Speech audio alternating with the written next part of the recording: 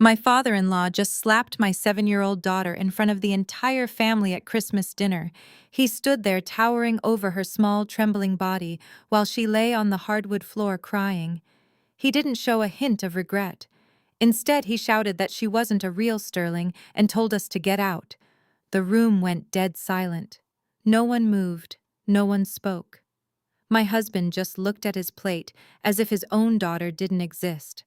I didn't scream, and I didn't cry. I just picked her up and whispered 4 words that would end his empire forever. Before I tell you what happened next, let me know where you are watching from in the comments. Hit like and subscribe if you have ever had to protect your child from the people who were supposed to love them. My name is Chloe, and I am 32 years old. I have spent the last decade trying to fit into the cold, clinical world of the Sterling family. We were sitting in their massive estate in Greenwich, Connecticut for our annual Christmas Eve dinner. The dining room was a sea of white linen silver cutlery and a Christmas tree that probably cost more than my first car. Richard Sterling, the patriarch, and my father-in-law sat at the head of the table like a king.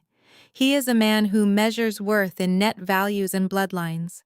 To him, I was always the girl from Ohio who didn't belong in his blue blood circles. The tension started before the first course was even served. My daughter Lily is 7, and she is the brightest light in my life. She is curious and energetic, but in this house, curiosity is seen as a lack of discipline. Richard had spent the entire evening making passive-aggressive comments about my parenting and how Lily lacked the poise expected of a Sterling grandchild. My husband Julian sat next to me, staying silent, as he always does when his father is on a rampage. Julian is a successful analyst, but in this house he reverts to being a scared little boy. The breaking point happened during the main course. Lily reached for her juice, and her small hand accidentally caught the edge of Richard's crystal wine glass.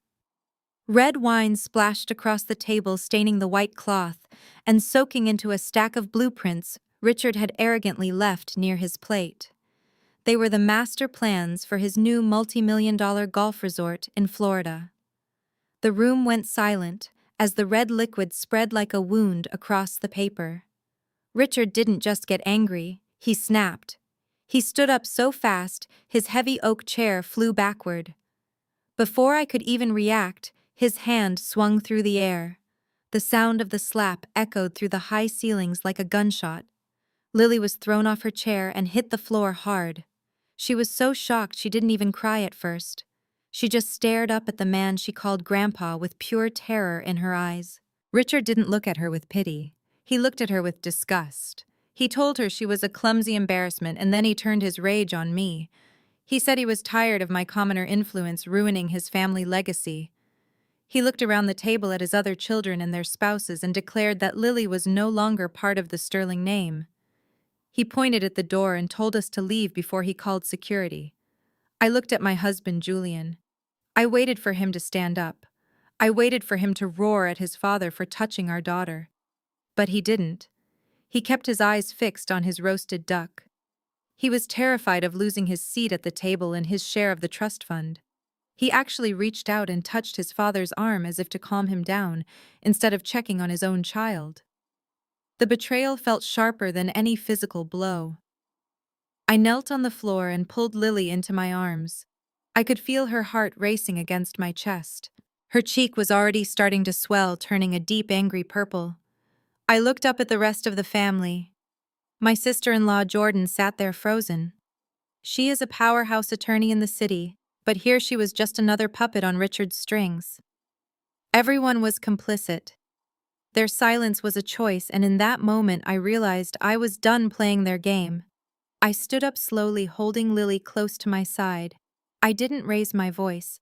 I didn't give Richard the satisfaction of seeing me lose my temper. I looked him dead in the eye. Richard is used to people flinching when he looks at them, but I didn't blink. I have spent years as a senior risk management director for the very bank that handles his corporate credit lines and construction loans. He sees me as a housewife from the suburbs, but he has no idea that I am the one who signs off on his lifeblood. I grabbed my coat and Lily's hand. The entire room was watching us now, the silence so thick you could hear the crackle of the fireplace. Richard was smirking, thinking he had won. He thought he had finally purged the unwanted elements from his perfect family. Julian tried to catch my eye, but I looked right through him as if he were a stranger. Just as I reached the archway of the dining room, I turned back. Richard was already sitting back down and reaching for his wine as if nothing had happened. I spoke clearly enough for everyone at that table to hear me. I told him to enjoy his last dinner. The smirk slid right off his face. He stared at me confused, but I didn't explain. I didn't need to. He would find out on Tuesday morning when the markets opened and his world started to crumble. As we walked out into the cold Connecticut night, I felt a strange sense of peace. The Sterling mansion was glowing with festive lights, but inside it was a tomb. I put Lily in her car seat and promised her that no one would ever hurt her again. I pulled out my phone and sent a one-word text to my legal team back in the city. Initiate. What would you do if you were in my shoes? Would you have stayed and tried to keep the peace for the sake of the money, or would you have walked away like I did? Hit the like button if you think Richard Sterling is about to get exactly what he deserves. Stay tuned, because the fallout from that dinner was only the beginning. I was about to show this family that you should never underestimate a mother who has nothing left to lose. I could hear Julian's expensive leather loafers clicking rapidly against the gravel driveway as I fumbled with my car keys. The cold Connecticut air bit at my skin, but it was nothing compared to the icy betrayal settling in my chest. I opened the back door of our SUV and carefully slid Lily into her car seat. She was still trembling, her small hands clutching her tattered stuffed rabbit as if it were the only stable thing left in her world. I didn't look back, but I knew Julian was right behind me. I could smell his familiar cologne, a scent that used to bring me comfort, but now just smelled like the expensive lies we had been living for the last 8 years. Chloe. Stop, just wait a second, Julian panted, reaching out to grab the car door before I could slam it shut. I turned to look at him, and for a split second I hoped to see fire in his eyes. I wanted to see a father who was ready to go back inside and demand respect for his child. I wanted to see the man who had promised to protect me the day we stood at the altar. But all I saw was a terrified boy in a $4,000 suit. His face was pale, and he kept glancing back toward the glowing windows of the mansion, as if he expected his father to be watching us from the shadows. Are you seriously trying to leave right now? He hissed, his voice low and frantic. Do you have any idea how bad this looks, Chloe? It is Christmas Eve, and you just walked out on the most important dinner of the year. My father is humiliated. You cannot just leave after making a scene like that. A scene. I repeated the word, and it felt like ash in my mouth. I looked down at Lily, who had her eyes squeezed shut. I leaned over and kissed her forehead before turning back to my husband. Your father just struck our daughter Julian. He laid his hands on a 7-year-old girl because she accidentally spilled some juice on a piece of paper. And you are worried about how it looks that I am leaving. Julian winced and looked away, unable to meet my gaze. Look, he was frustrated, Chloe. Those blueprints were for the Everglades project. That is a 9-figure deal. He has been under a massive amount of pressure, and Lily was being clumsy. He didn't mean to hit her that hard. He was just reacting. If you just go back inside and apologize for the mess and for your outburst, we can still fix this. He might even still include us in the New Year cruise trip. I felt a laugh bubble up in my throat, a jagged sound that felt like breaking glass. You want me to apologize to the man who just gave your daughter a bruise that is already turning purple on her face? You want me to say sorry for protecting my child? Who are you, Julian? Because I do not recognize the person standing in front of me right now. Julian stepped closer, his voice dropping to an urgent whisper. I am the man who is trying to secure our future, Chloe. Do not be naive. You know how my father works. Everything we have is tied to that trust fund. The apartment in the city, the car you are driving, Lily's private school tuition, it all comes from him. If he cuts us off, we have nothing. I am an analyst at his firm. If I lose my standing with him, I lose my career. Do you want to go back to living in a tiny 2-bedroom rental in Ohio? Because that is exactly where we are headed if you do not get in that house and make this right. So that is the price of our daughter's safety. I asked, my voice shaking with a rage so cold it felt like ice water in my veins. A trust fund and a title at a firm where your father treats you like an errand boy. You would let him hit her again as long as the checks keep clearing. You would let him treat me like a commoner who got lucky as long as we get to stay in his good graces. Chloe, you are being dramatic. He snapped, his patience finally wearing thin. You have always had a chip on your shoulder about my family. You think because you worked your way up from nothing that you are better than us. My father has provided everything for you. He gave you a life you could never have dreamed of back in your small town. All he asks for in return is a little bit of loyalty, and for you to raise a daughter who knows how to behave at a sterling table. He is a great man who has built an empire, and you are lucky to be a part of it. I looked at the house, the sprawling colonial fortress that looked like a postcard for the American dream. Inside, Richard Sterling was probably already on to his next glass of scotch, laughing with his other children about how he had finally put the girl from Ohio in her place. He had spent years chipping away at my confidence, making little comments about my accent, my clothes, and my lack of a family pedigree. And I had let it slide because I thought Julian was worth it. I thought we were a team. But standing there in the dark, I realized I was the only one on this team. Julian had never left that house. He had never truly grown up. He was just a tenant in his father's world, paying rent with his soul, and now he wanted me to pay with Lily's dignity too. The Sterling name is a brand, Chloe. Julian continued, thinking his silence meant I was reconsidering. It stands for excellence and tradition. You cannot just spit on that because of one bad moment. Think about Lily. What kind of life will she have without the Sterling connections? She will just be another face in the crowd. My father can open doors for her that you and I cannot even see. Do not take that away from her over a bruised ego. It is not my ego that is bruised, Julian, I said quietly as I climbed into the driver's seat. It is your daughter's face. And it is my heart, because I realized I am married to a coward. You keep talking about what your father can give us, but you have no idea what I am about to take away from him. You think I am just a risk manager at a bank because it was a nice job for a girl like me. You never actually asked what I do, Julian. You never cared because it didn't involve your father's approval. Julian laughed, a short, mocking sound. What are you going to do, Chloe? Call your boss at the branch office. My father is friends with the board of directors at every major institution in this state. You are a drop in the ocean. Just come inside. Stop this madness before it is too late. I looked at him one last time, feeling a profound sense of grief for the man I thought he was. It is already too late, Julian. You chose your father's money over your own blood. You chose a seat at a table where you are not even respected over a life with a woman who actually loved you. I started the engine, the powerful roar of the SUV cutting through the quiet night. Julian grabbed the handle again, his eyes wide with a mix of anger and panic. If you drive away right now, do not bother coming back to the apartment, Chloe. I will have the locks changed by morning. I will tell the lawyers you kidnapped her. I will tell them you are unstable. My father will ruin you. I put the car in reverse and looked him straight in the eyes. Tell him whatever you want, Julian. But make sure he enjoys his dinner tonight.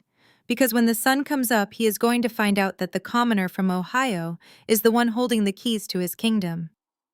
And as for the locks on the apartment, don't bother. I already have a suite at the St. Regis and a legal team that makes your father's lawyers look like traffic court interns. I backed out of the driveway, leaving him standing there in the cold, a small, lonely figure under the shadow of his father's house.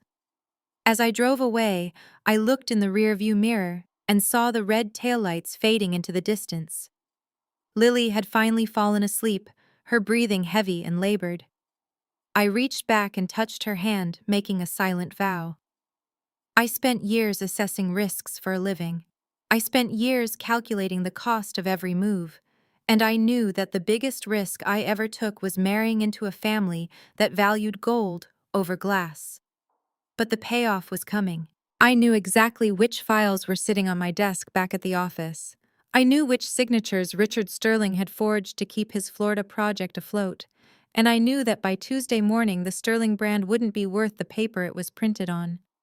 Julian thought he was protecting a trust fund, but he was actually holding on to a sinking ship. He thought I was leaving because I was hurt, but I was leaving because I was finally ready to win. The dinner was over and the bill was about to come due, and I was going to make sure Richard Sterling paid every last cent.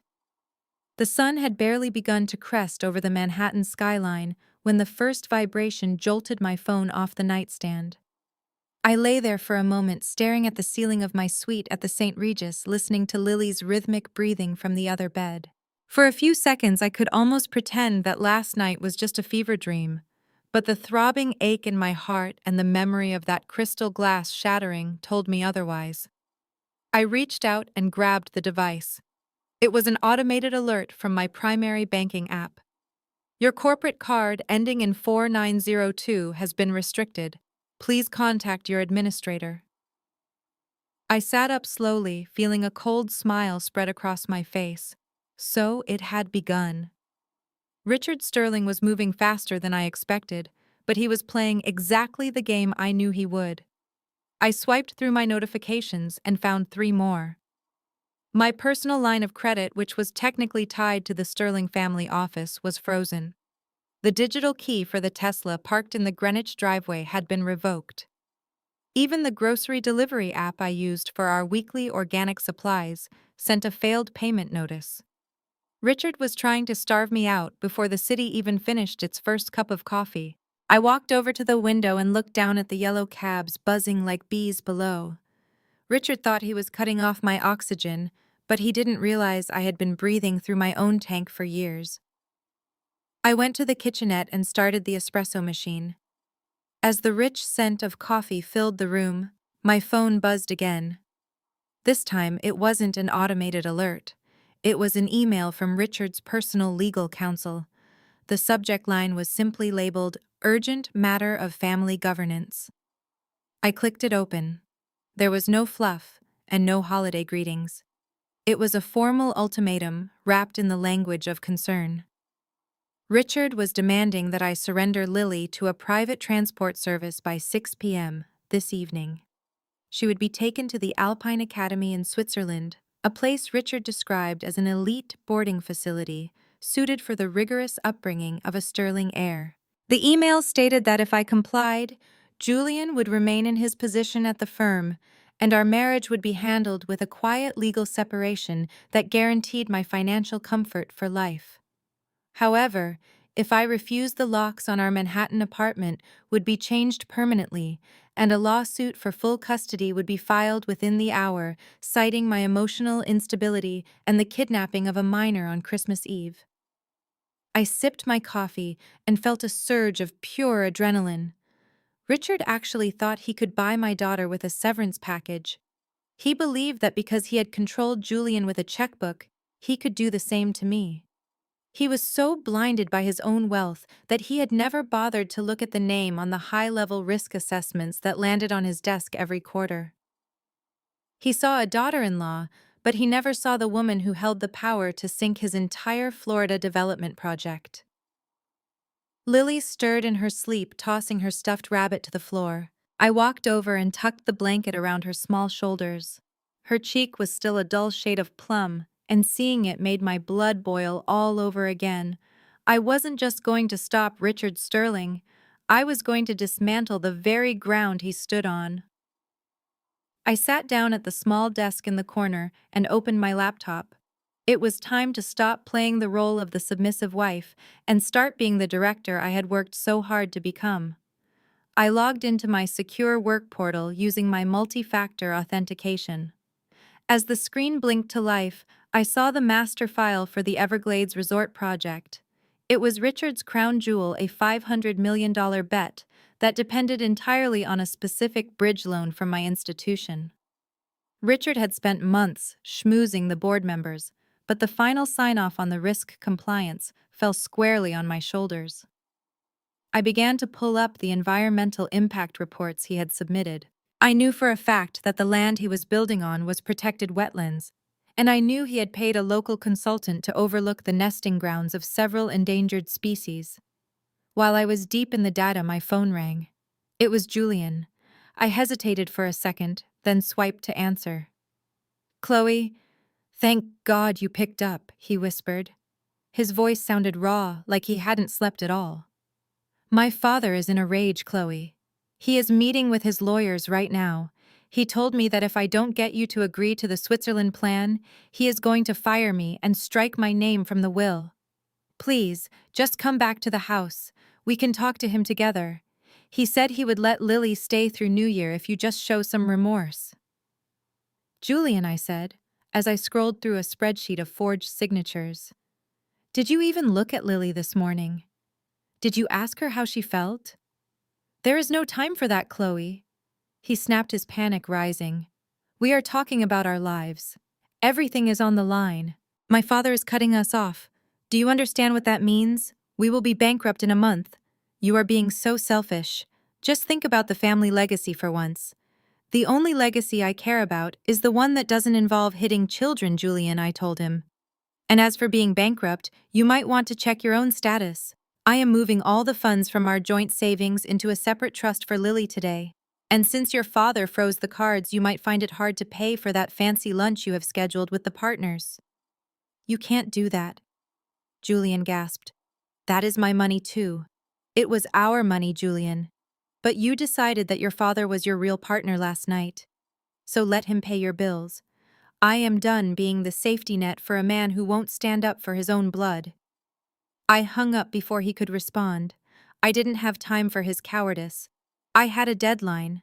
Richard's legal team had given me until 6 p.m., but I planned to be finished long before then. I spent the next 4 hours compiling a comprehensive report on the Sterling Group's financial irregularities. I documented the shell companies Richard used to hide his debt and the illegal kickbacks he paid to secure the zoning rights in Florida. It was a roadmap of corruption that would trigger a federal investigation the moment it hit the right desks. Around noon, there was a knock at my hotel door. I peeked through the security hole and saw Marcus, my brother-in-law. He looked tired and was dressed in a simple sweatshirt, a far cry from the formal attire of the previous night. I opened the door, and he stepped in carrying a bag of takeout and a heavy-looking briefcase. Jordan told me where you were, he said as he set the food on the table. She wanted to come, but Richard has her in back-to-back meetings to keep her from helping you. She sent me instead. Marcus is the husband of Julian's younger sister, and he had always been the most grounded person in that family. He grew up in a working-class neighborhood in Brooklyn and never quite bought into the sterling arrogance. He looked at Lily, who was now awake and watching cartoons. How is she? He asked softly. She is resilient, I said, gesturing for him to sit. But she shouldn't have to be. Marcus opened his briefcase and pulled out a stack of hard drive backups. I have been working in Richard's IT department for 3 years, Chloe. He thinks I am just a diversity hire he can ignore, but I have access to the server logs. I found what you were looking for. He deleted the high-resolution footage from the dining room camera an hour after you left, but he didn't realize the backup system mirrors to an off-site cold storage. I have the full video, including the audio where he admits to hitting her because she stained his plans. I felt a massive weight lift off my chest. Thank you, Marcus. Why are you doing this? You know he will ruin you if he finds out. He already ruined the idea of a family for me, Marcus said with a grim smile. I watched what he did to Lily, and I saw Julian's face. I don't want my future kids growing up in that shadow. Besides, Jordan and I have been planning our exit for months. This is just the push we needed. We spent the next 2 hours merging his digital evidence with my financial reports. It was a devastating combination. We had the motive, the physical evidence of abuse, and the proof of white-collar crime that would bring the entire Sterling Empire to its knees. As the clock ticked toward 4 p.m., I received one final text from Julian. It was a photo of a black SUV idling in front of our Manhattan apartment building. They are here, Chloe, he wrote. The transport team for Lily is waiting. My father said this is your last chance. Give them the hotel address or the police will be at your door with an arrest warrant for kidnapping. I didn't reply to Julian. Instead, I sent a massive encrypted file to the head of the SEC and the lead investigator at the Department of Justice. Then I BCC'd Richard's primary board of directors and the CEO of my bank. I walked over to Lily and knelt down. "We are going to take a little trip, honey," I said, brushing her hair back. "But first, Mommy has to make one phone call." I dialed Richard's private number. He picked up on the first ring, his voice dripping with smug satisfaction. "I knew you would come to your senses, Chloe. Tell me the room number, and I will have my men come up to collect the girl. We can put this unpleasantness behind us." I stood by the window watching the city lights begin to twinkle. "I didn't call to give you my address, Richard. I called to tell you to check your email. I have officially flagged the Everglades project as a high-risk fraudulent venture. The bank is pulling the loan and the federal government is currently reviewing your tax returns for the last decade." The silence on the other end was absolute. I could almost hear Richard's heart stopping. "What have you done?" he finally hissed, his voice trembling with a mix of shock and fury. "You have destroyed everything." "No, Richard," I said, my voice as steady as a mountain. "I didn't destroy anything. I just stopped managing your risks. You hit my daughter and you thought I would stay quiet for a paycheck. You underestimated the commoner from Ohio, and that Richard was the biggest risk of your life." I hung up and turned to Marcus, who was watching with a look of pure awe. I grabbed our bags and Lily's hand. "Let's go, Marcus. We have a lot of work to do." Richard thought he was an apex predator, but he had forgotten that a mother protecting her child is the most dangerous force in nature. The Sterling name was about to become a warning rather than a brand. And as we walked out of that hotel, I knew that by the time the sun rose tomorrow, Richard Sterling would finally understand that some debts can never be paid in cash. Before I move on to the next part of this fallout, I want to know your thoughts. Do you think Richard deserves to lose his entire company for what he did? Or should I have just focused on getting custody of Lily? Let me know in the comments, and make sure to hit that like button if you are ready to see this empire crumble. We are just getting started, and the next move is going to be even bigger. I was sitting in a quiet corner of a small, nondescript diner on the edge of the city, far away from the polished glass towers of the Sterling district.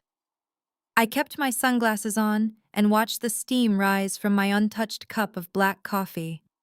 My phone was silent on the table, a paperweight now that Richard had severed its connection to his world. I felt like a ghost in my own life, but I was a ghost with a plan.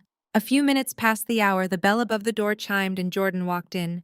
She was dressed in a simple, oversized coat and a baseball cap pulled low over her eyes, a stark contrast to the sharp-tailored suits she wore to the courtroom. She didn't look around. She just slid into the booth across from me and let out a long, heavy breath. "Chloe, you are playing a very dangerous game with a man who owns the chessboard," she whispered, her voice tight with anxiety. I looked at her and saw the exhaustion etched into her face. Jordan is a senior partner at one of the top firms in Manhattan, and she has built a reputation for being unbreakable. But the Sterlings have a way of grinding even the strongest people into dust. "Thank you for coming, Jordan," I said quietly. "I know what you are risking just by being here." Jordan reached into her bag and pulled out a slim manila folder, sliding it across the table under the cover of a napkin. "I am risking everything, Chloe. If Richard finds out I am talking to you, he will have me disbarred before the sun goes down. He has eyes everywhere. But after what happened on Christmas Eve, I couldn't just sit back and watch him do to you what he did to me and Julian's sister." I opened the folder and felt my stomach drop. The first page was a medical evaluation report with my name at the top. It was signed by a doctor I had never met, a prominent psychiatrist, who often served as an expert witness for the Sterling family office.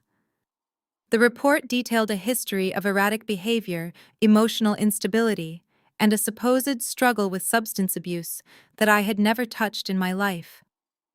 "What is this?" I asked, my hand trembling as I turned the page. "It is your death warrant in a family court," Jordan said, leaning in closer. "Richard isn't just trying to send Lily to Switzerland, Chloe. He is building a case to have you declared an unfit mother. He has paid off witnesses and fabricated a paper trail of mental breakdowns. He is going to claim that your outburst at dinner was the final straw in a long line of psychotic episodes. He wants to strip you of your parental rights permanently.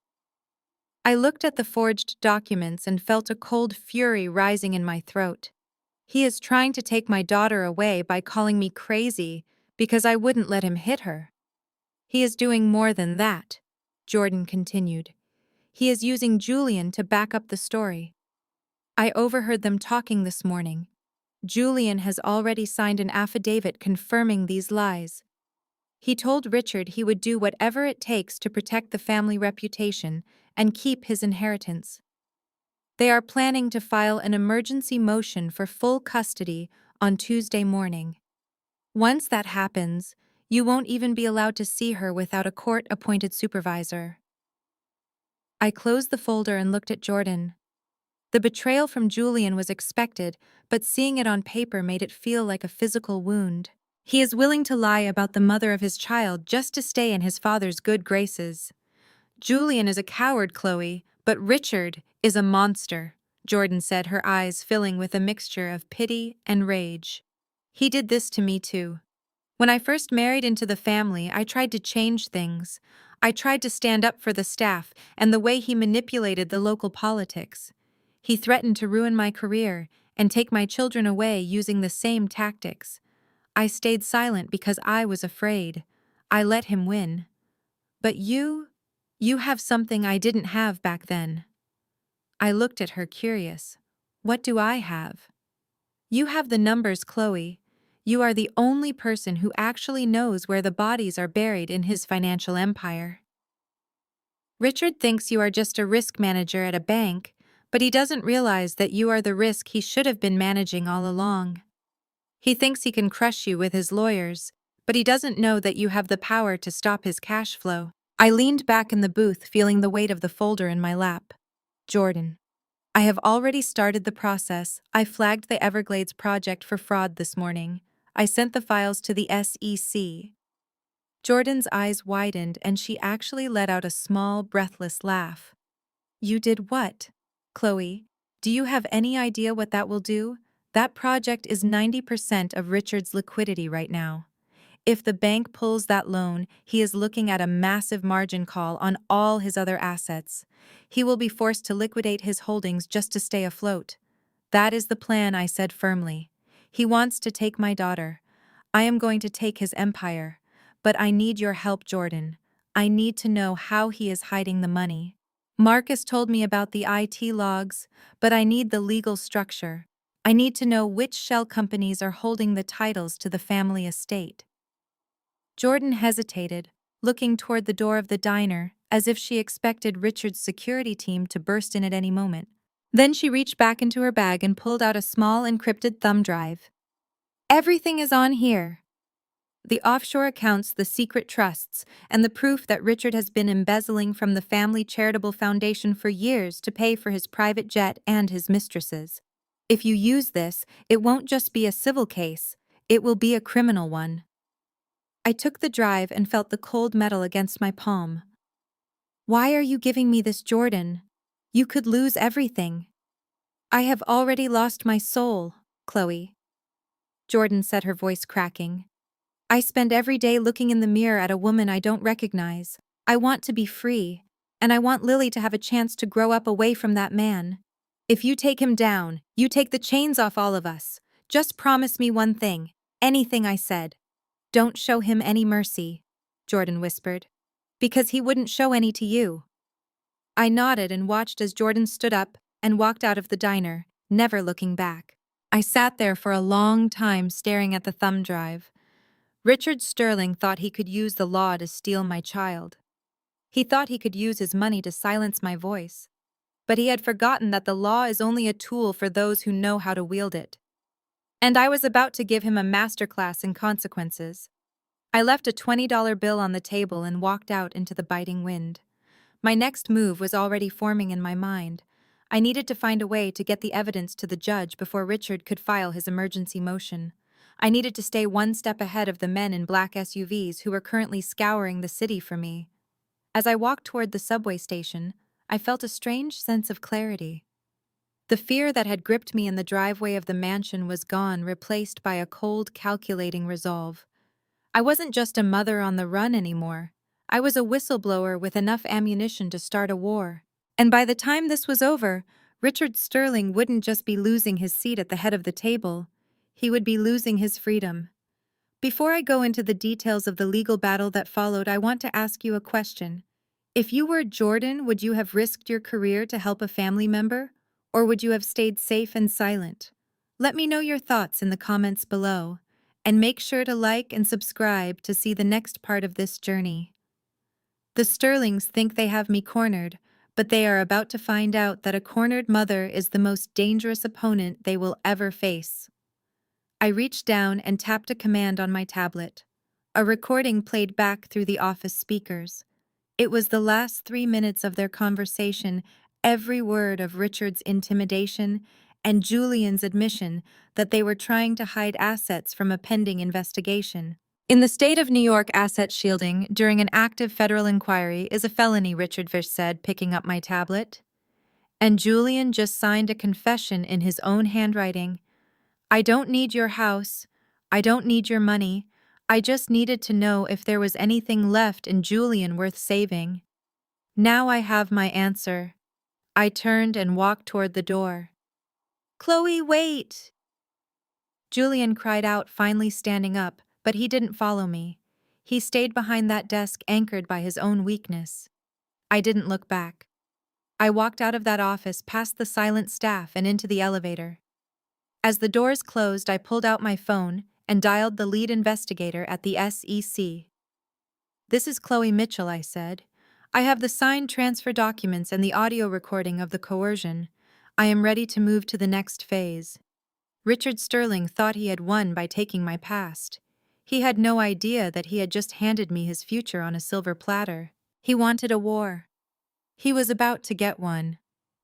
And I was going to make sure that when the dust settled, the Sterling name was nothing more than a footnote in a textbook about the fall of a fraudulent empire.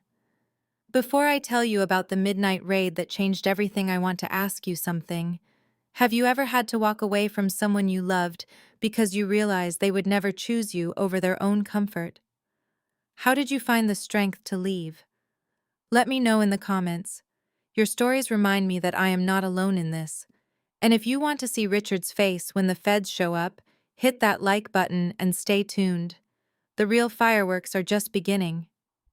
The heavy silence in Julian's office was thick enough to choke on, but I felt a strange, icy calm settle over me. Richard was still smirking, his hand resting on Julian's shoulder like a master praising a well-trained dog. He truly believed that by forcing Julian to sign those papers, he had stripped me of my dignity and my future. He didn't realize that he had just handed me the final proof of coercion I needed to dismantle his life. I reached into my bag and pulled out the legal envelope my own attorney had prepared. I didn't hesitate. I laid the divorce papers on the desk, uncapped my own pen, and signed my name in bold, flowing strokes. There, Julian, I said, sliding the papers across the desk toward my husband. You wanted your freedom to be a Sterling, and now you have it.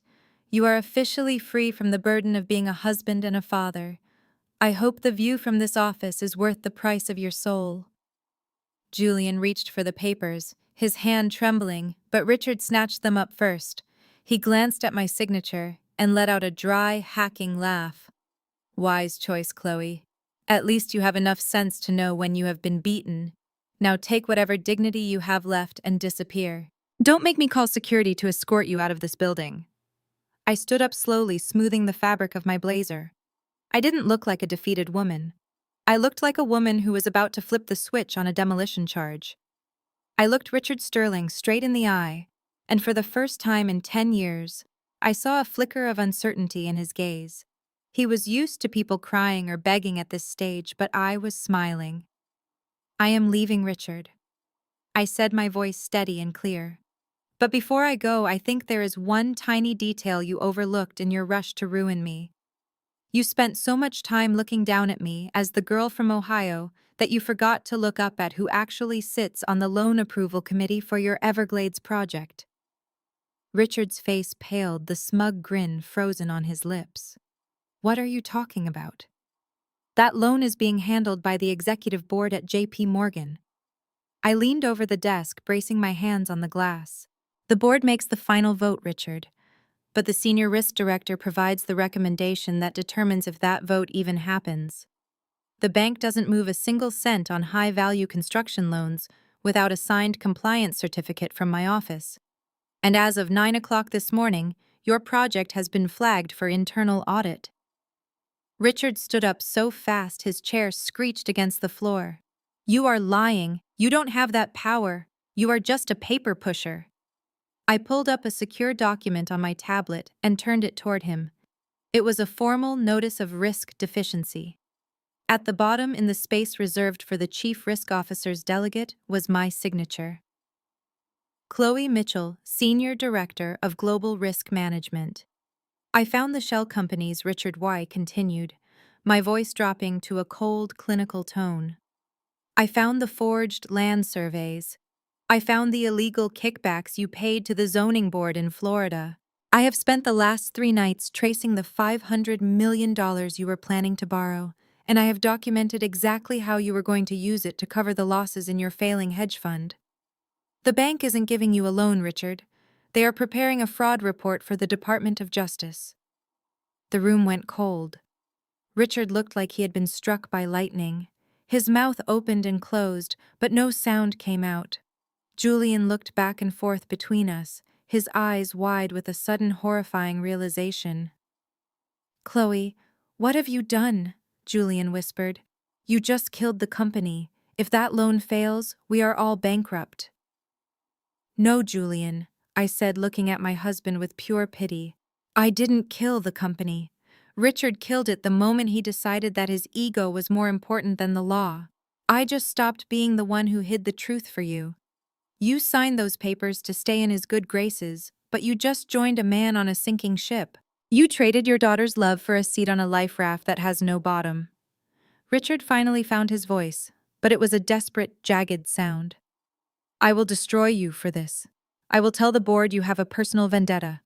I will sue you for everything you are worth. Go ahead, Richard, I said, picking up my bag and turning toward the door.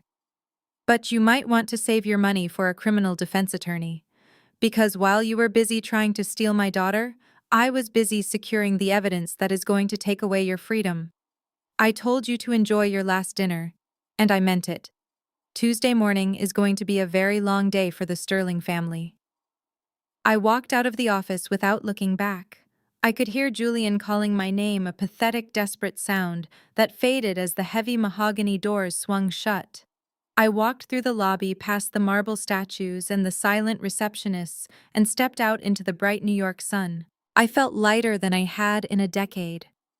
I took a taxi back to the hotel where Lily was waiting with Marcus. As the car wove through the city traffic, I pulled out my phone and checked the private server. Marcus had successfully uploaded the rest of the IT logs. We now had the proof that Richard had personally authorized the illegal transfers. It was the final nail in the coffin. When I walked into the suite, Lily ran to me and hugged my legs. Mommy, can we go home now? She asked, her voice small and hopeful. I picked her up and kissed her swollen cheek. Not the old home, honey. We are going to find a new place, a place where we don't have to be afraid of anyone. Marcus stood up from the couch, his face grim but determined. I saw the news alerts starting to leak, Chloe. People are already whispering about the Everglades project. Richard's stock is starting to dip. Let it burn, I said, sitting down with Lily. He thought he could use his power to hurt a child and get away with it because he was a Sterling. He is about to learn that in the real world, your name doesn't protect you from the truth. But I knew this was only the first shot in the war.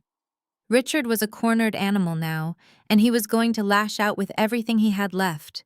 He still had his media contacts, his high-priced fixers, and a desperate son who would do anything to keep his lifestyle. I had the truth, but I had to be ready for the mud they were about to throw. I looked at the divorce papers in my bag. I was no longer a Sterling, and I had never felt more powerful. I had my daughter.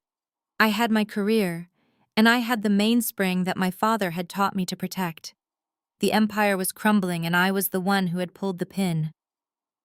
Before I move into the details of Richard's desperate retaliation, I want to ask you something.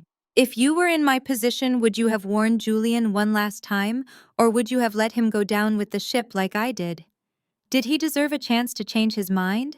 Or was his silence at dinner the final straw for you too? Let me know in the comments.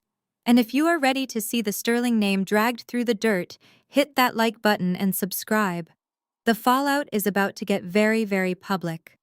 The fallout from the office confrontation didn't take long to manifest, but Richard Sterling didn't come at me with a legal brief or a formal apology. He came at me with the only weapon a man of his stature knows how to use when he is cornered. He used the media. I woke up on Wednesday morning to a barrage of texts from colleagues I hadn't spoken to in years. By the time I scrolled to the first link, my blood was already beginning to simmer. There it was on the front page of one of New York's most notorious tabloids. A grainy photo of me leaving a restaurant with Marcus weeks ago, but the headline told a completely different story. Disgraced Sterling daughter-in-law exposed. Secret affairs and corporate espionage. The article was a masterpiece of character assassination. It painted me as a manipulative social climber who had used my position at the bank to funnel trade secrets to a mystery lover while betraying the trust of the prestigious Sterling family. It claimed that Julian had filed for divorce after discovering my long-term infidelity, and that my recent risk assessments were nothing more than a bitter woman's attempt to get revenge after being cut out of the family will. Richard had spent a fortune in the last 12 hours buying up influence and feeding lies to every gossip columnist from Manhattan to the Hamptons. He was trying to destroy my professional credibility before the SEC could even finish reading my report. I stood in my hotel room clutching my tablet as I watched the comments section explode with vitriol. To the public, I was now the ultimate villain, a woman who had used her child as a shield to hide her own moral failings. I could see Richard's fingerprints all over the wording. He was trying to provoke me into a public meltdown. He wanted me to scream and deny the charges so he could use my reaction as further proof of the mental instability he had already fabricated in those forged medical reports. He was playing the long game, trying to make me so toxic that no board of directors would ever dare to listen to my findings. My phone rang, and this time it was my boss, Sarah, the head of global risk. "Chloe, we need to talk," she said, her voice uncharacteristically cold. "The chairman has seen the articles. He is under immense pressure from our primary shareholders, who happen to be close associates of Richard Sterling. They are questioning your objectivity and your integrity. I know you say the Everglades project is a fraud, but right now the optics are a disaster. The board is meeting in 2 hours to discuss your immediate suspension pending an internal investigation." "Sarah, you know my work," I said, trying to keep my voice from cracking under the weight of the betrayal. "You have seen the data on the Sterling shell companies. This is a smear campaign because I found the truth." "I know what I saw," Sarah replied with a sigh. "But in this town, perception is reality until a judge says otherwise. Richard is claiming you have a personal vendetta because of the divorce.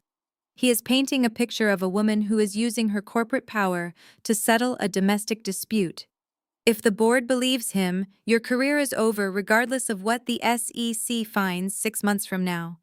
You need to stay away from the office. Do not talk to the press. Just let the lawyers handle it." I hung up the phone and felt a wave of nausea. Richard was winning. He was using the very systems of power I had spent my life mastering to bury me alive. He didn't have to prove the lies were true. He just had to make them loud enough to drown out the facts. I looked over at Lily, who was playing quietly with her blocks on the hotel carpet. She was innocent in all of this, yet her mother's name was being dragged through the mud of every supermarket checkout line in the country. But Richard had made one fatal mistake in his calculation. He assumed that a smear campaign would make me retreat. He assumed that because I was a woman from a modest background, I would be terrified of the spotlight. He didn't realize that when you have already lost your home and your husband and your reputation, there is nothing left to be afraid of. My father's voice returned to me, reminding me that the loudest person in the room is often the one with the weakest foundation. Richard was screaming because he was terrified. I called Marcus. He answered on the second ring, sounding just as stressed as I felt. Chloe. I saw the news. It is everywhere. Richard is even paying people to protest outside the bank with signs calling for your firing. He is going all in on this.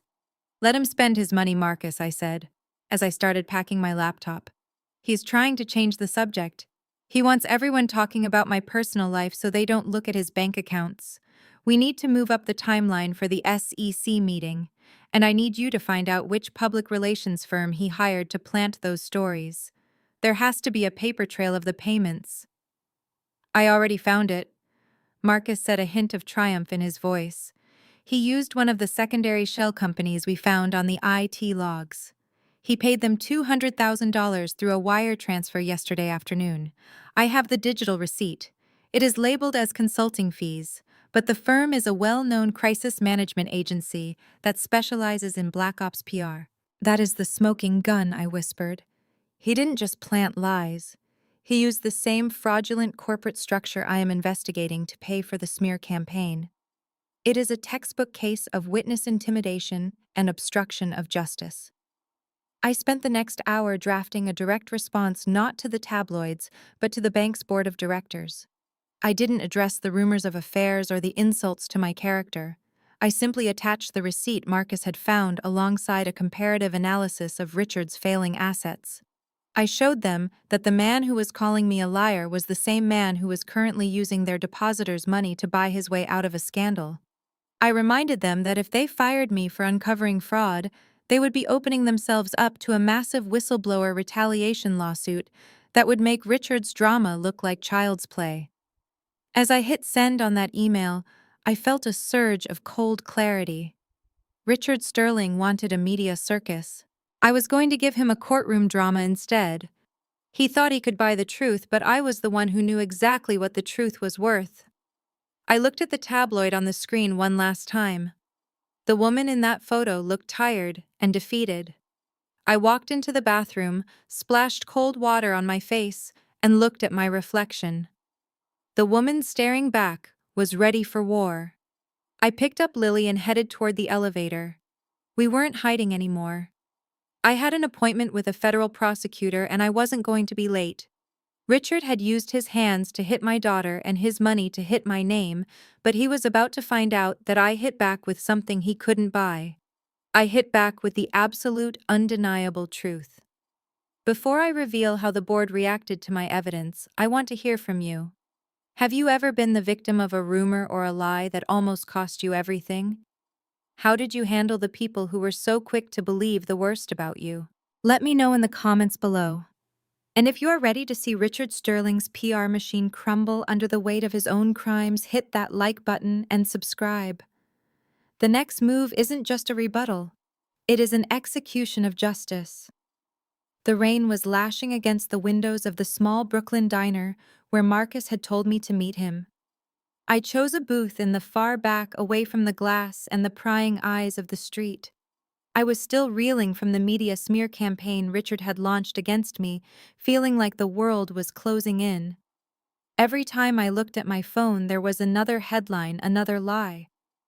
But as the door opened and Marcus walked in, I saw a look of grim determination on his face that gave me a flicker of hope.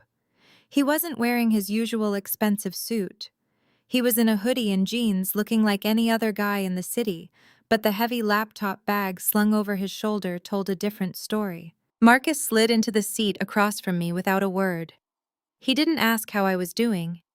He knew. He just opened his bag and pulled out a stack of documents, each one stamped with the logo of the Sterling Charitable Foundation. This was Richard's pride and joy, the organization he used to build his image as a philanthropist. To the public, it was a beacon of hope for underprivileged youth. To Richard, it was apparently a personal piggy bank. Chloe, you were right to look deeper into the foundations, Marcus said, his voice low and steady. I spent all night digging through the secondary servers at the office. Richard thinks he's a genius because he keeps his personal debts separate from his corporate ones, but he made a massive mistake. He started using the charity's emergency reserve fund to pay off his gambling debts and his yacht maintenance. He thought nobody would ever audit the nonprofit, Because the board is made up of his golfing buddies. I looked at the first sheet. It was a wire transfer for $400,000 labeled as an educational grant. But the recipient wasn't a school or a scholarship fund. It was a high-end casino in Macau. My hands started to shake not with fear, but with a cold, sharpening clarity. This wasn't just corporate mismanagement. This was a felony. Richard was stealing from children to pay for his late-night losses. There is more, Marcus continued, sliding another page toward me. He's been using the Foundation's private jet for personal vacations with his mistresses, then billing the fuel and the pilot fees as outreach missions. I found the flight logs and cross-referenced them with the credit card receipts from the shell companies we identified earlier. It matches perfectly. He even used the Foundation's tax-exempt status to buy that diamond necklace for Cassandra last month, claiming it was an auction item for a gala that never happened. I stared at the evidence, the numbers blurring for a second before snapping into focus. Richard had spent years lecturing me about the Sterling legacy and the importance of our family name. He had treated me like a common thief for wanting a small savings account for Lily, yet he was a predator in a tuxedo. He was a man who preached morality while he was literally robbing the poor to maintain his facade of wealth. Marcus, if we take this to the feds, it's not just the Florida project that goes down, I whispered. It's everything. He'll lose his status, his freedom, and every cent he ever stole. That's the point, isn't it? Marcus replied, leaning back and looking me in the eye. He didn't just hit Lily Chloe. He tried to destroy your life because you saw the truth. He thinks he can buy his way out of anything, but he can't buy back the digital trail he left behind. I've already made 3 copies of these logs and put them in secure cloud storage. If anything happens to me or this laptop, the evidence is already out there. I felt a surge of gratitude for this man. Marcus had every reason to stay quiet. He had a comfortable life, a good job in the Sterling IT department, and a wife who was terrified of her father. But he chose to stand with me. He chose to be the gear that didn't just fit, but the one that stopped the whole machine. We spent the next hour mapping out the connection between the Foundation's losses and the liquidity crisis at the Sterling Group. It was all linked. Richard was using the charity to shore up his failing investments. It was a house of cards held together by lies and the fear he instilled in everyone around him. But now, we had the wind. Marcus, I need you to stay safe, I said, as he started to pack up. Richard is desperate. If he realizes the Foundation logs are compromised, he will do anything to cover it up. Don't worry about me, Chloe, Marcus said, pulling his hood up. I've already moved Jordan and the kids to a safe house. We are done with the Sterlings. You just make sure that when you hit him with everything we've got. Don't let him breathe. As Marcus walked out into the rain, I looked down at the documents one last time. Richard Sterling wanted a war. He was about to get one that would be televised. He thought he could use the media to talk about my character. I was going to use the law to talk about his crimes. He had used his hands to strike my daughter, so I was going to use his own signature to strike his name from the world of the living. I picked up my phone and called the lead investigator at the Department of Justice. I didn't ask for a meeting. I told them I was coming in with a federal witness and a digital trail that led straight to the heart of the Sterling Charitable Foundation. The smear campaign in the tabloids was about to be replaced by a federal indictment. I felt a strange sense of calm as I walked out of the diner. The rain didn't feel cold anymore. It felt like a cleansing. The empire was rotting from the inside out, and I was just the one holding the mirror. Richard thought he was the master of the Sterling world, but he was about to find out that a world built on theft and cruelty is a world that doesn't deserve to exist. Before I move on to the moment the authorities finally knocked on Richard's door, I have a question for you. If you discovered that a powerful person was using a charity to fund their luxury life, would you risk your own safety to expose them? Or would you stay silent to protect yourself and your family? Let me know your thoughts in the comments. And if you are ready to see the Sterling legacy burn to the ground, hit that like button and subscribe. The justice we are seeking is coming, and it's going to be louder than anything Richard could have ever imagined. The morning light in Manhattan always felt different when you were carrying a war chest of evidence. I stood in the lobby of the family court building, my hand resting on the smooth leather of my briefcase. Inside was the digital equivalent of a nuclear strike. Richard Sterling thought he had deleted the only witness to his cruelty when he wiped the mansion's security servers on Christmas night. He thought his power extended into the very wires of the house. But Richard is a man of the old world. He understands bricks, mortar, and handshakes. He doesn't understand the cloud. He doesn't understand that the moment his hand struck Lily's face, the data was already flying through the air to a secure backup server he didn't even know existed. I walked into the courtroom with my attorney, Sarah Jenkins, a woman who had built her career on dismantling untouchable men. We weren't there for a civil settlement or a quiet mediation. We were there to file a criminal complaint for felony child endangerment and assault. As we took our seats, the heavy oak doors at the back of the room swung open. Richard walked in, flanked by a small army of lawyers in $3,000 suits. Julian followed behind him, looking like a ghost. He wouldn't even meet my eyes.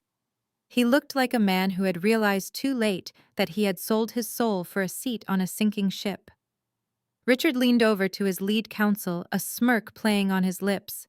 He looked at me with a patronizing pity, as if I were a confused child playing a game I couldn't win. He still believed his own lie. He still believed that because the server in his basement was empty, the truth had disappeared with it. He didn't know that Marcus had spent months setting up a mirrored encryption system for me, a failsafe specifically designed for a moment just like this. The judge, a no-nonsense woman named Elena Rodriguez, took the bench and looked over the filings. Mr. Sterling's counsel immediately stood up, his voice dripping with practiced arrogance. Your Honor, this is a frivolous and malicious filing intended to harass my client during a sensitive family transition.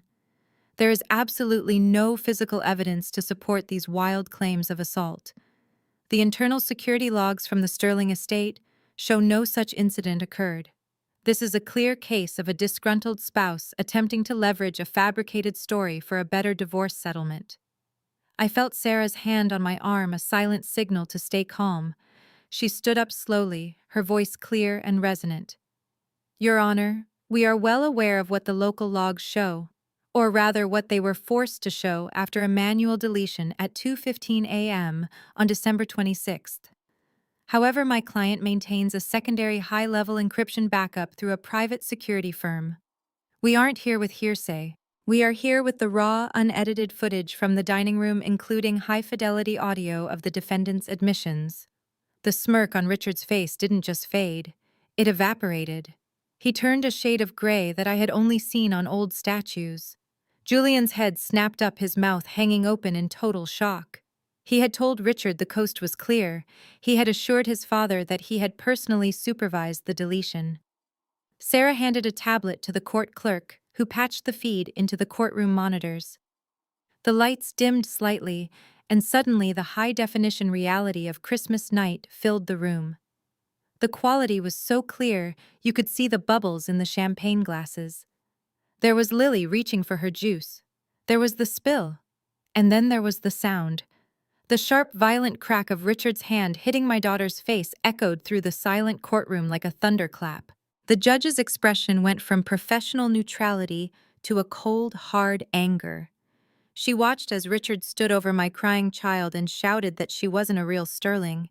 She watched as Julian sat there paralyzed by his own greed and did nothing. She watched the entire 5-minute sequence of Richard's arrogance and my own calm, measured exit. When the video ended, the silence in the room was so thick you could hear Richard's labored breathing from across the aisle. This footage has been verified by an independent digital forensics expert, Sarah said, her voice cutting through the silence like a blade. We have the metadata proving it was recorded in real time and that an attempt was made to destroy the primary copy. This isn't just a family dispute, Your Honor.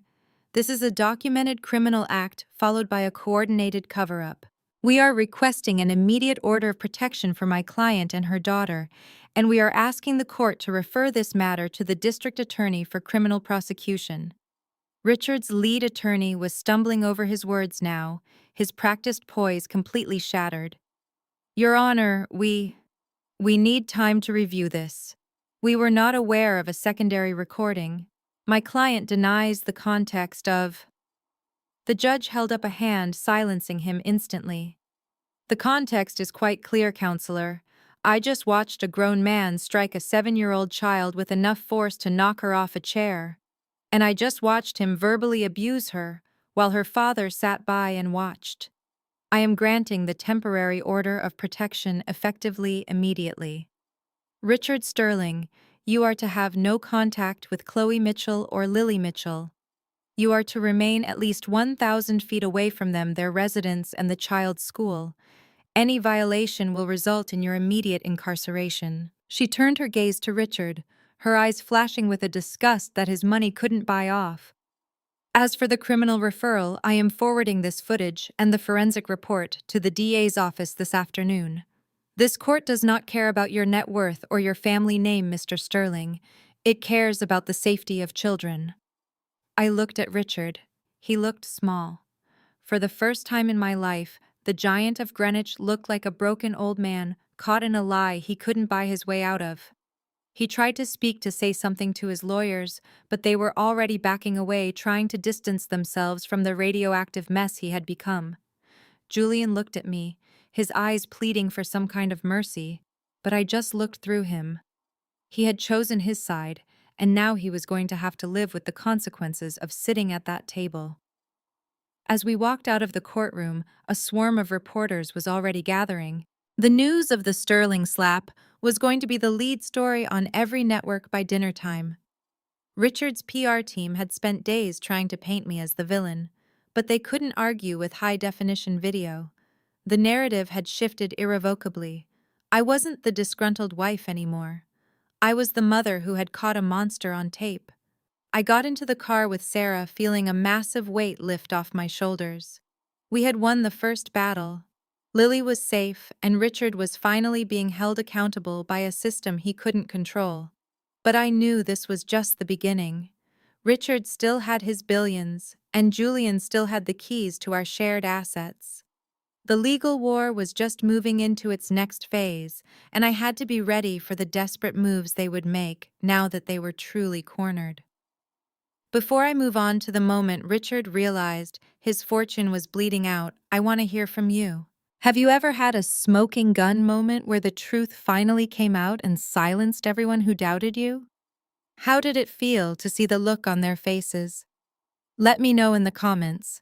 Your support keeps me going through this fight. And if you are ready to see the Sterling Empire finally crumble under the weight of the law, hit that like button and subscribe. The payoff is coming, and it is going to be spectacular. The heavy rain continued to drum against the hotel windows as a frantic pounding started at my door. I knew that rhythm. It was the desperate, uneven cadence of a man who had finally realized the ground had disappeared beneath his feet. I looked at the security monitor and saw Julian. He was soaked to the bone, his expensive wool coat ruined, and his face a mask of pure exhaustion. I leaned against the door for a moment, feeling a wave of exhaustion of my own. I didn't want to open it. I didn't want to breathe the same air as the man who had sat in silence while our daughter was assaulted, but I knew this confrontation was the final step in closing the book on the Sterlings. I pulled the door open and Julian practically stumbled into the room. He smelled of rain and cheap gin. He looked around the suite, his eyes landing on Lily's toys scattered on the rug. "Chloe, thank God you are here," he rasped, his voice cracking. "My father lost it. He completely lost it. After the court hearing today, he went into a blind rage. He blamed me for everything. He told me that because I couldn't control my own wife, I was no longer fit to carry the Sterling name. He had the locks changed on the apartment before I could even get my clothes. He canceled my phone service. He even had his security team physically throw me out of the building. I stood there with my arms crossed, watching him pace the floor like a caged animal. "And what do you want from me, Julian?" I asked, my voice flat and cold. "I have nothing left." "Chloe," he cried, turning to me with tears welling in his eyes. I am sleeping in a rental car. My bank accounts are frozen because they are all tied to the family office. I am sorry. I was wrong. I see that now. My father is a monster and I should have stood up to him. But we are still a family, right? We can take him down together. I can testify for you. I can tell the feds everything I know about the Florida project. Just let me stay here. Let's go back to how things were. I love you, Chloe. I love Lily. I looked at him and felt absolutely nothing. No anger, no pity, just a profound sense of emptiness. You don't love us, Julian. You love the life your father provided. You are only here because the golden faucet finally stopped running. You didn't care about Lily's face when it was bruised. You didn't care about my career when you were signing those papers to strip me of my assets. You only care about yourself. Chloe, please, he begged, reaching out to grab my hand. I am your husband. I made a mistake. I was scared. Anyone would be scared of Richard Sterling, but I'm on your side now. I'll do anything to make it up to you. I pulled my hand away as if his skin were toxic. It's too late for apologies, Julian. And it's definitely too late to claim you are on my side. Because while you were busy trying to play both ends against the middle, I was doing some digging of my own. I wasn't just looking into your father's bank accounts. I was looking into yours. Julian froze. The frantic energy left his body, replaced by a sudden sharp stillness. What are you talking about? He whispered. I walked over to the desk and picked up a slim folder. I had been holding on to this since the morning Marcus gave me the server logs, but I hadn't found the heart to look at it until an hour ago. I slid a series of photos across the table. They were time-stamped from 2 years ago, taken at a luxury resort in the Maldives during a week when Julian told me he was at a high-level finance conference in London. The photos weren't of a conference. They were of Julian and a young woman, an intern from his father's firm. They were laughing on a private beach, drinking cocktails that cost more than a month of my father's mortgage. There were credit card statements, too, showing secret payments for a boutique apartment in Soho and jewelry that I had never seen. You weren't just a coward, Julian. I said, my voice shaking, with the first hint of emotion I had shown all night. You were a liar. For 2 years you lived a double life. You used the money your father gave you to fund an affair while you sat at our dinner table and looked me in the eye every night. You let your father treat me like garbage because it kept the secret safe.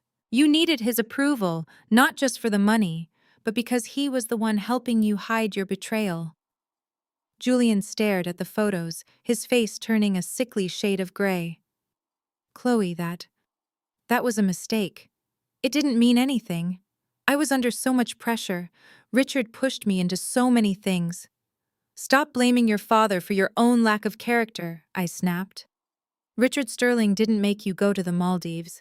Richard Sterling didn't make you rent an apartment for another woman. You did that all on your own.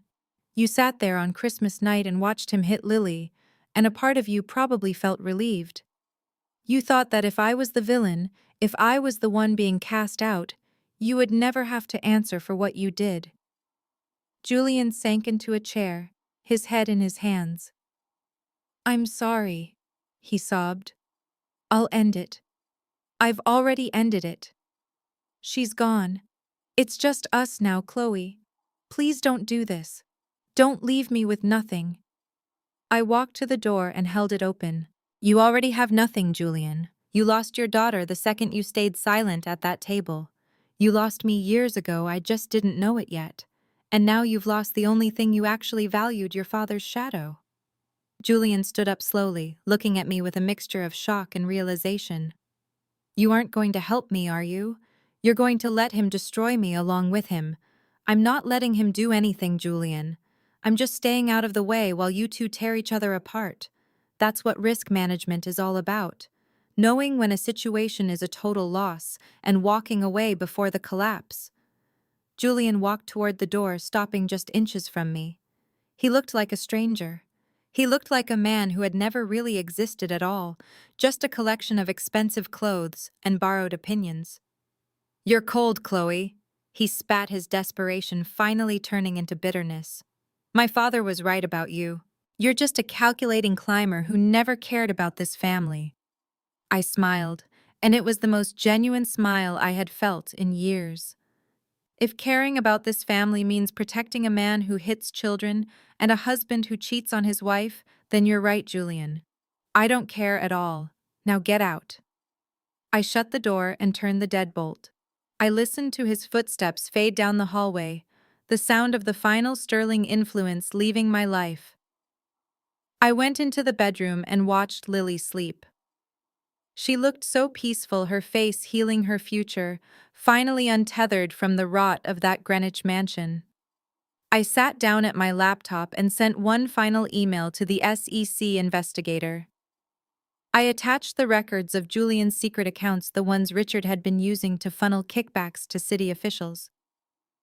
I wasn't just taking down the king. I was clearing out the entire court.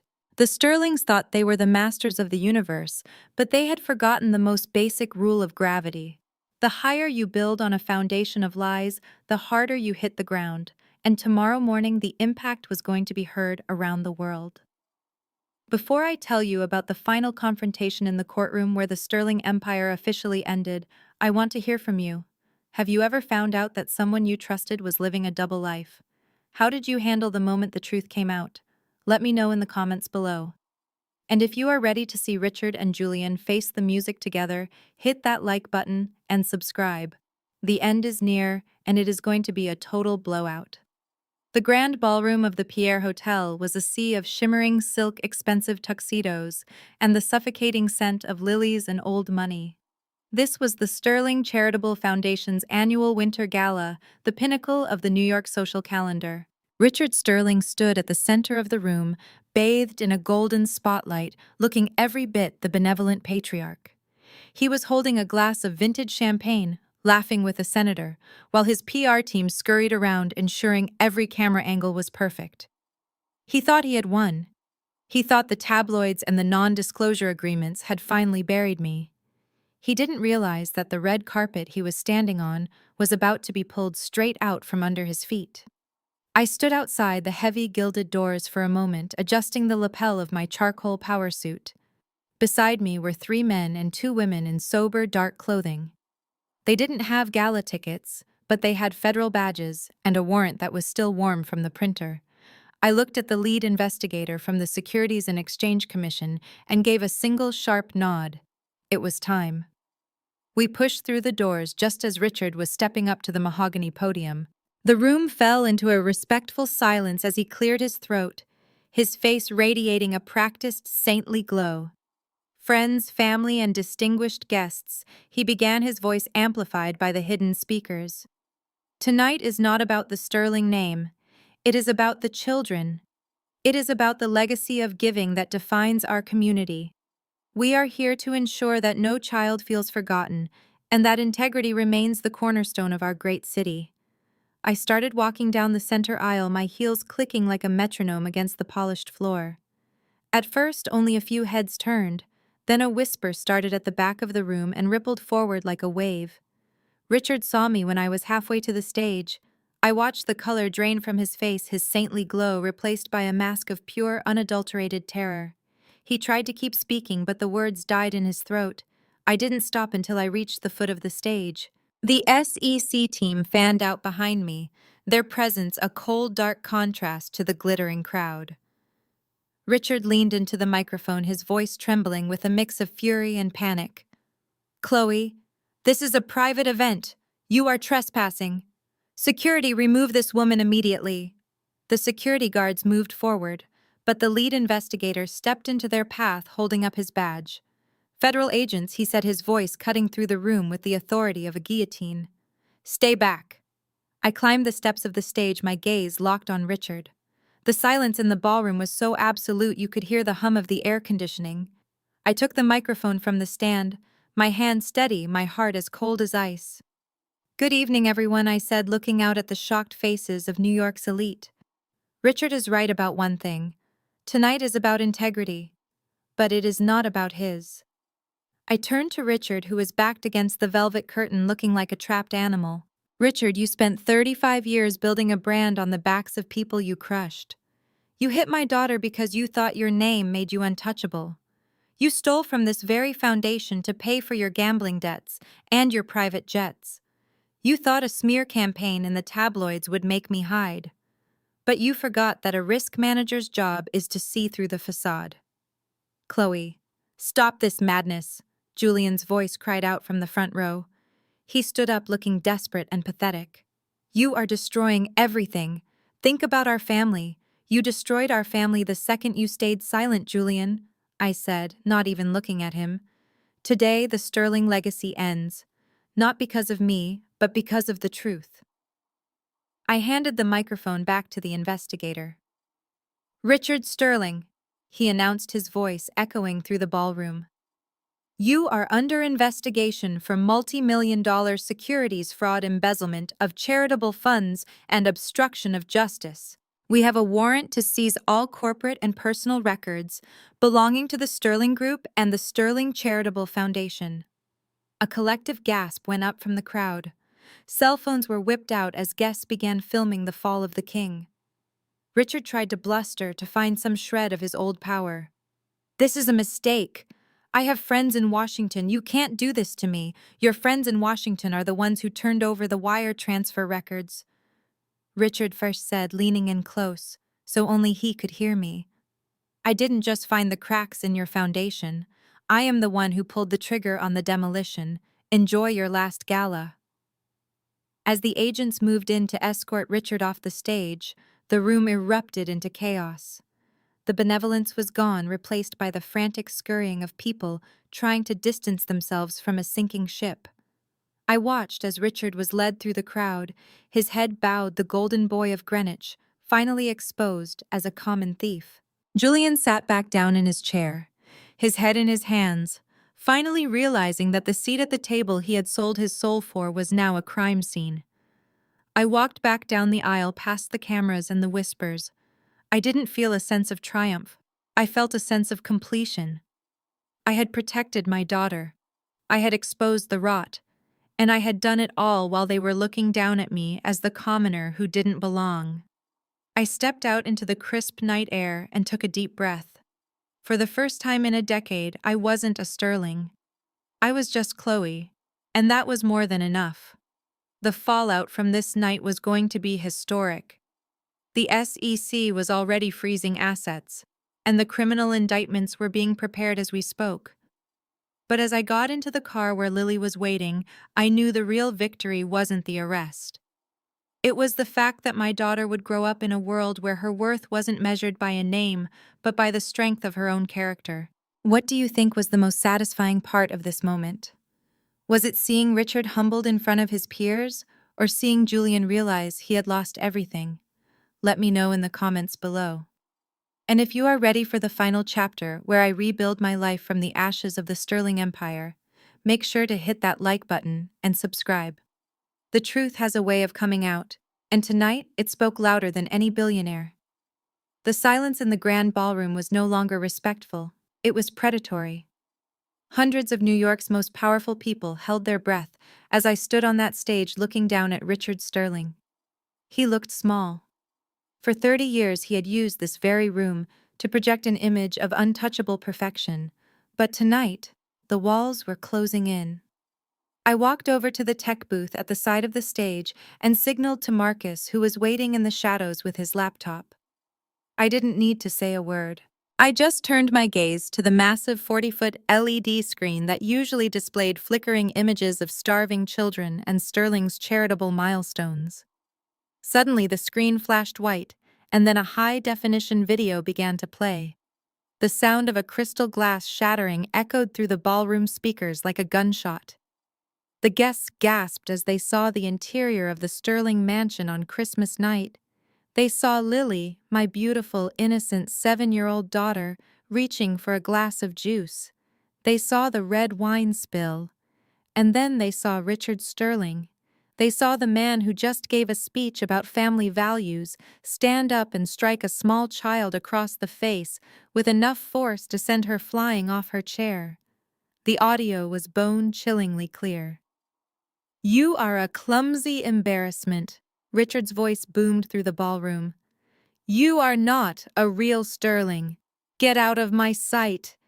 The crowd erupted in a low, horrified murmur. I saw women in the front row cover their mouths with their hands. I saw the senator Richard had been schmoozing earlier step back, as if Richard were suddenly radioactive. But I wasn't done. The video was just the emotional hook. Now it was time for the cold, hard facts. I tapped the screen and the video shrunk into a corner, replaced by a series of glowing financial spreadsheets and wire transfer receipts. "Look closely, everyone," I said, my voice calm and steady through the microphone. "This is the Sterling Charitable Foundation's ledger. That $400,000 grant for underprivileged youth in Brooklyn actually went to a private casino account in Macau to cover Richard's gambling debts. Those flight logs show that the Foundation's outreach jet wasn't delivering aid to disaster zones, it was flying Richard's mistresses to the Maldives on your donated dimes." The spreadsheets began to scroll faster, highlighting the forged signatures on the Everglades project. "These are the federal wetland protection audits Richard bypassed," I continued. "He didn't just lie to the bank, he lied to the government. He put the entire Florida ecosystem at risk to hide a $200 million liquidity hole in his personal accounts. He hit my daughter because he thought his name made him a god, but these documents prove he is just a common thief in a custom suit." Richard tried to scream something to stop the presentation, but the federal agents moved in and pinned his arms behind his back. The crowd began to jeer. People who had been laughing with him 5 minutes ago were now shouting for him to be taken away. I looked at Julian, who was slumped in his chair, his face buried in his hands. He was the man who had sat silent while that slap happened, and now he was watching the very empire he traded his soul for burn to the ground in less than 5 minutes. The board of directors for the Sterling Group, who were seated at the VIP table, began to stand up and walk away one by one. Their silence was the final nail in the coffin. Richard's stock was already plummeting as the guests began tweeting photos of the screen. In 5 minutes, Richard Sterling went from being the king of New York society to being a federal defendant with 0 friends and a mountain of evidence against him. I looked at Richard one last time as the agents led him toward the exit. He looked at me with a hatred so pure it was almost beautiful. He realized too late that he hadn't just bullied a daughter-in-law, he had challenged a woman who knew exactly how to manage a high-risk asset like him. I didn't smile. I didn't gloat. I just watched him go.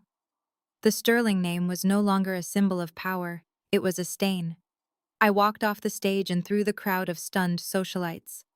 They parted from me like the Red Sea. I didn't want their pity and I didn't want their applause.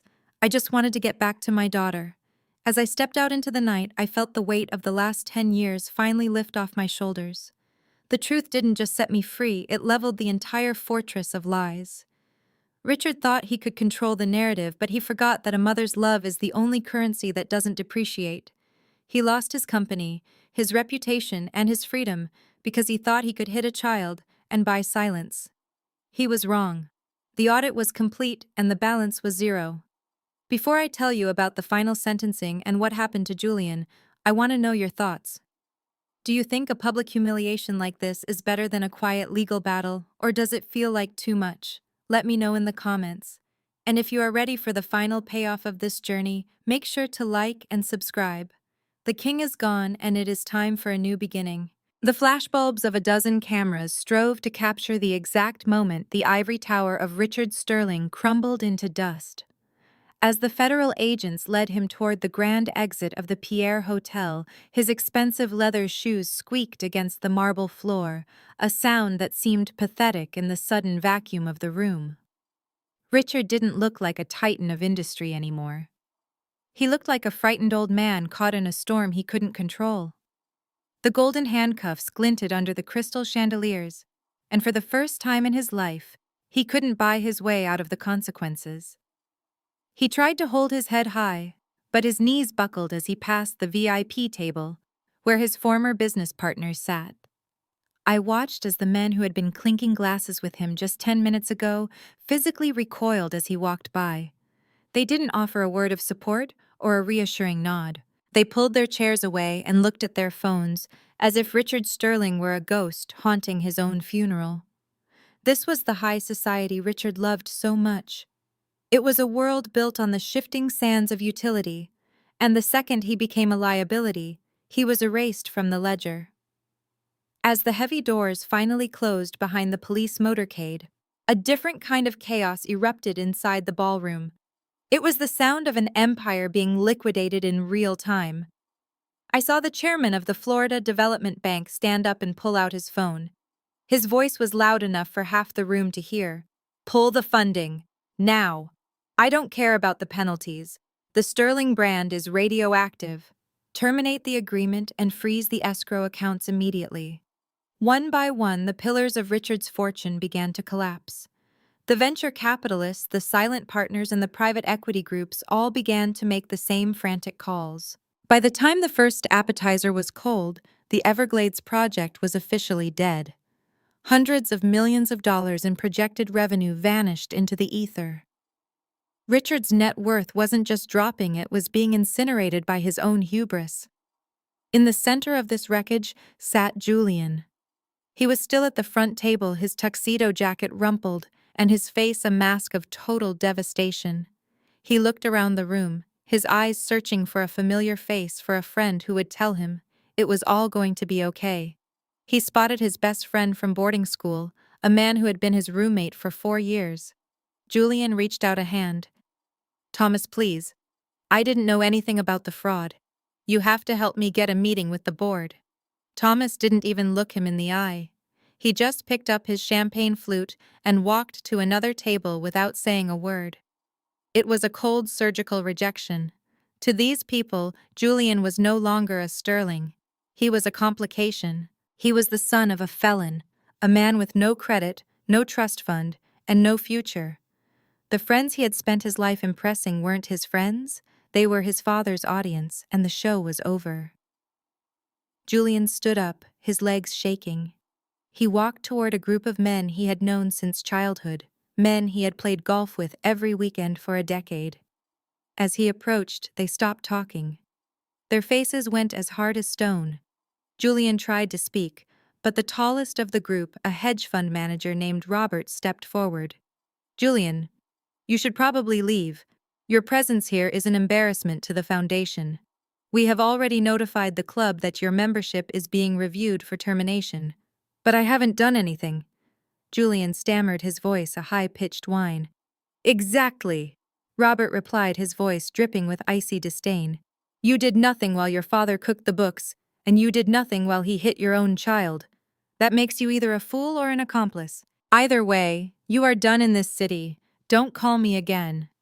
Julian looked at me, and for a second I saw a flicker of the man I used to love. He looked like he wanted to apologize, to beg for a place in my car. But I didn't give him the chance. I turned my back on him and walked toward the exit where Marcus and Jordan were waiting. We weren't part of the Sterling collapse. We were the ones who survived it. The Sterling Empire didn't just fall, it evaporated. Because Richard had used the family home as collateral for his business loans, and the business loans were now in default, the bank was already preparing the foreclosure notices. The apartment in Manhattan, the estate in Greenwich, the summer house in the Hamptons, they were all going to be seized. Julian wasn't just losing his reputation, he was losing his bed. He was going to find out what it was like to live in the real world, a world where you are judged by what you do rather than what you inherit. As I stepped out onto the sidewalk, the cool New York breeze felt like a fresh start. I looked up at the stars and thought about my father. He always told me that the only thing you truly own is your character. Richard Sterling had tried to take everything from me, but he had forgotten that he had nothing of his own. He was just a collection of stolen assets and borrowed power. I got into the car and looked at Lily, who was fast asleep, her head resting on Marcus's shoulder. She was free. She would never have to sit at a Sterling table again. She would never have to wonder if she was good enough for a man like Richard. Her worth was no longer tied to a fraudulent name. The Sterling brand was dead, but we were just beginning. How does it feel to see the people who think they are untouchable finally lose everything? Do you think Julian deserves a second chance because he was just a puppet, or is his silence a crime in itself? Let me know what you think in the comments. And if you are ready for the final chapter where I rebuild a life worth living, hit that like button and subscribe. The fall is over, and the climb is about to begin. The gavel finally fell on a Tuesday morning, a sound that echoed like the closing of a tomb on the Sterling legacy. As I stood in that courtroom, the air felt different. It was no longer thick with the suffocating pressure of a name I never truly wanted. The judge's voice was firm as she read the final decree. I was granted absolute sole physical and legal custody of Lily. The restraining order against Richard was made permanent, and Julian was granted only supervised visitation, a privilege I knew his pride would likely prevent him from ever using. But the real shockwave came when the financial judgment was announced. Because of the documented fraud, the asset shielding, and the malicious intent to ruin my reputation, the court awarded me a settlement that made Richard's eyes bulge in his sockets. It wasn't just a payout. It was a total redistribution of his hoarded power. 6 months later, the dust had settled, and the headlines had moved on to the next scandal. Richard Sterling was trading his silk sheets for a thin mattress in a federal facility, facing a decade behind bars for his financial crimes. Julian was living in a cramped studio apartment in Queens, working a mid-level job at a firm where no one knew his name, and his former friends wouldn't even pick up the phone if he called. The Sterling Group had been liquidated, its assets carved up by the very banks Richard thought he controlled. And that was when I made my final move, the one that brought the whole journey full circle. I pulled my car into the familiar gravel driveway of the Greenwich estate. The massive iron gates, once a symbol of my exclusion, swung open for me. The house stood there grand and silent, no longer a fortress of fear, but a shell of bricks and mortar. After the bank seized the property to cover Richard's massive defaults, I didn't let a developer turn it into condos. I bought it. I bought the very house where my daughter was struck, the house where I was told I didn't belong, and I bought it with the money I had earned through my own career and the settlement Richard was forced to pay. As I stepped onto the front porch, the same spot where Julian had called me a coward and told me I would be nothing without his father's money, I felt a profound sense of peace. I wasn't moving back in to become the new queen of a toxic empire. I was moving in to tear down the shadows. I had already hired a crew to remove the heavy dark mahogany and the cold formal decor that Richard loved so much. We were painting the walls bright warm white and filling the rooms with sunlight and laughter. The dining room where the slap happened was being converted into a massive art studio for Lily, a place where she could spill as much paint as she wanted without ever being afraid. Lily ran past me, her laughter ringing through the high-vaulted foyer. She was wearing her favorite bright green dress, the one Richard would have called common. She didn't look back at the stairs. She didn't flinch at the shadows. She was home, and for the first time, she was safe. I watched her play and realized that the greatest revenge wasn't seeing Richard in a jumpsuit or Julian in poverty. It was seeing my daughter grow up in a house where her worth was never a question on a ledger. That evening I stood on the back terrace looking out over the manicured lawn. The sunset was painting the Connecticut sky in shades of violet and gold, a scene so beautiful it felt like a silent blessing. I thought about the girl from Ohio who had walked into this house 10 years ago, eager to please and desperate for a family's approval. She was gone. In her place stood a woman who knew that the only approval that mattered was the one she saw in the mirror. I had lost a husband and a marriage, but I had gained my soul. I had lost a false sense of security, but I had gained an unbreakable foundation of truth. I spent years as a risk manager, calculating the odds of failure and the cost of every crisis. But I finally learned that the biggest risk of all is staying in a place where you are required to shrink so others can feel big. I had pulled the pin on a grenade that destroyed a dynasty, and in the ruins, I found the life I was always meant to live. The Sterling name was a lie, but the strength I found to walk away from it was the most real thing I had ever known. As the stars began to poke through the deepening blue of the night, I felt a deep, resonant gratitude for that terrible Christmas dinner. If Richard hadn't snapped, I might still be there, smiling through the insults and swallowing the bitterness. The pain was the catalyst for the cure.